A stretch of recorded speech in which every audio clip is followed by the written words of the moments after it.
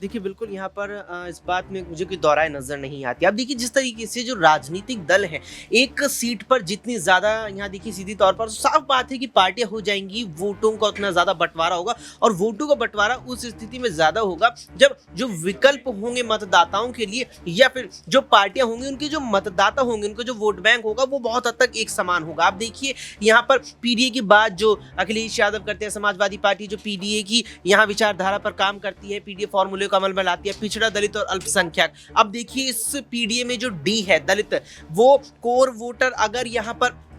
बन जाता है, यहाँ पर हालांकि दलितों के उत्थान के लिए लगातार यहाँ पर बात करते नजर आते हैं, चंद्रशेखर आजाद अपनी आवाज उठाते नजर आते हैं। अगर यहाँ पर दलित वोट बैंक अच्छी खासी संख्या में उन सीटों पर यहाँ पर उनकी वोट उन सीटों पर चंद्रशेखर को मिल गई, तो वहां पर निश्चित तौर पर अखिलेश यादव समाजवादी पार्टी का वोट कटेगा और इससे जो चिंताएं हैं और चुनौतियां हैं वो अखिलेश यादव की ही बढ़ेंगी। जिस तरीके से 63 सीटें अपने पास रखते हुए उन्होंने एक सीट यहाँ ममता बनर्जी को देखी। देखिए, यहाँ पर यह भी बात आती है, जब अखिलेश यादव ने अपने पास 63 सीटें जो रखी, उन 63 सीटों में से उन्होंने एक सीट ममता बनर्जी को देनी तो कहीं ना कहीं वाजिब समझी, लेकिन एक सीट नगीना संसदीय क्षेत्र जहां पर 15 लाख मतदाता मुस्लिम और दलित समुदाय से आते हैं, वो नगीना क्षेत्र उन्होंने यहां चंद्रशेखर आजाद को नहीं दिया। तो कुल मिलाकर अखिलेश यादव ने अपने इस फैसले से अपने और अपनी पार्टी के लिए ही चुनौतियां बढ़ा दी है। अच्छा, यहाँ पर देखने के लिए मिल रहा था कि जब अखिलेश ने चंद्रशेखर आजाद के खिलाफ उम्मीदवार का ऐलान किया तो ओवैसी उनका समर्थन करते हुए नजर आए, अखिलेश को दलित विरोधी कहते हुए नजर आए, मुस्लिम विरोधी कहते हुए नजर आए।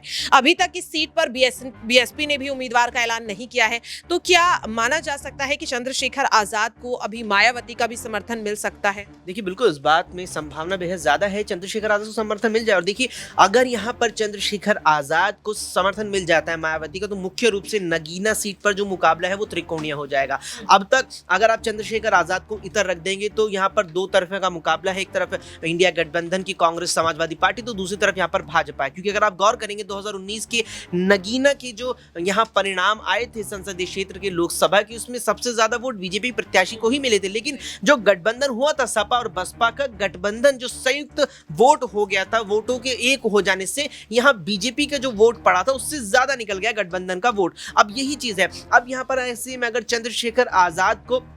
समर्थन मायावती का मिल जाता है तो मुकाबला त्रिकोणीय हो जाएगा और वोटों का बंटना देखिए बेहद यहाँ पर स्वाभाविक बात बनती है। और इसका जो सबसे बड़ा झटका है वो निश्चित तौर पर अखिलेश यादव को लगेगा, क्योंकि देखिए बीजेपी का एक अपना वोट बैंक है निर्धारित, जो लंबे समय से रहा है, अब भी है और लगभग हर क्षेत्र में रहता है, और एक बीजेपी का वो वोट बैंक है जो समय के हिसाब से उसके साथ जुड़ता है, और वो वोट बैंक ऐसा है जो कहीं ना कहीं बदल भी सकता है। वो जो मतदाता है, चाहे वो बीजेपी को वोट करके बीजेपी का वोट बैंक कहलाए या अन्य दल में जाए, वहां पर कहीं ना कहीं सेंधमारी चंद्रशेखर के इस कदम से लग सकती है, और खास तौर पर इसका जो मुख्य झटका निश्चित तौर पर यहां इंडिया गठबंधन को ही लगेगा।